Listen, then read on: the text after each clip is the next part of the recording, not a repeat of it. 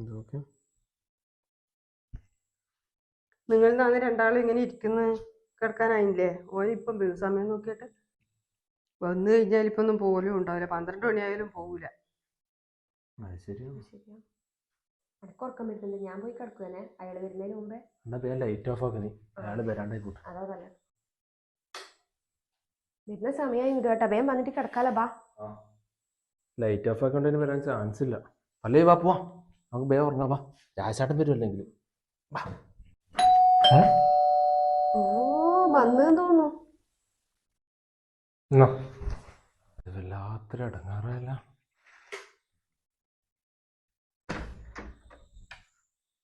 അന്ന് പുറത്ത് ലൈറ്റ് എല്ലാം ഓഫ് ആക്കിയാടാ.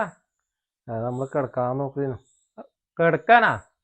അത്രയെല്ലാം സമയമായി. വാ, കുറച്ചു നേരം ഇരുന്ന് വർത്താനം പറയാം. ഞാൻ ഇരുന്നാട്ടെ. വാ, അത്ര സമയമായാലും എന്നാ വൈകുന്നേരം കാലായി.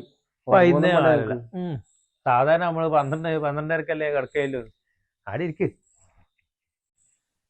ഏടാ റഷ്യയില് ഭൂകമ്പം ഉണ്ടായിരുന്നല്ലേ? അതായിപ്പം ബില്ല്. ഏടാ ഓള് പറഞ്ഞിട്ട് ഞാനിപ്പ അറിഞ്ഞത്. അത് ഇന്നലെ സംഭവിച്ചാണ്. അതെയാ? ഞാനിപ്പ അറിഞ്ഞേടാ. ഓള് പറഞ്ഞു റഷ്യയില് ഭയങ്കര ഭൂകമ്പം ഉണ്ടായിരുന്നു. അത് പറയാനാ വന്നു. അല്ല, അത് പറയാനല്ലപ്പാ കുട്ടാ.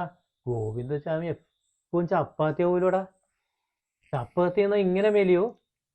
എന്റെ മോനെ, ഞാനും ചപ്പാത്തി എന്നാന്ന് വിചാരിക്കുന്നടാ. നല്ല കാര്യം. എന്നാ പോയി തിന്നറാ. എടാ 3 നേരം ചപ്പാത്തി ആക്കണം എന്ന് പറയുമ്പോ ഓളാണെങ്കിൽ ദേഷ്യം വന്നിട്ട് ഒരേ തുള്ളലാണ്. തുള്ളൂലേ പിന്നെ. ചപ്പാത്തി അല്ലേ നല്ല ഗുണമുള്ള സാധനല്ലേ അത്? നീയൊന്നും പറയാതെടാ.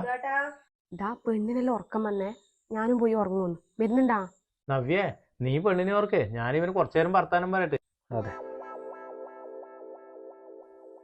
ഇതെന്തൊരു കഷ്ടമാണ്. നീ എല്ലാ ദിവസവും ഈ കിടന്നുറങ്ങാൻ നോക്കുന്ന സമയത്ത് ഇങ്ങോട്ട് വരുന്നു.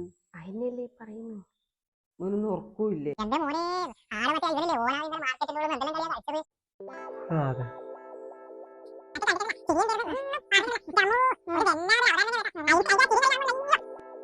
വർത്താനം പറഞ്ഞ് രണ്ടാളും ഇരിക്കട്ടെ. നീ ആ വാതിലടച്ചിട്ട് പോയി കിടന്നാട്ടെ. നടക്ക്. എന്റെ അമ്മോ, അതെല്ലാം ഒരു കഥയാണ്. ഇതെല്ലാം കാര്യം ആരോടെ പറയാ? എന്റെ പൊന്നെ, സംഭവം എന്ന് വിചാരിച്ചാൽ ഏതാ സംഭവം? എന്തൊരു കഥയായത്. ഈനോടല്ലേ ഞാൻ വർത്താനം പറയാൻ വരുക?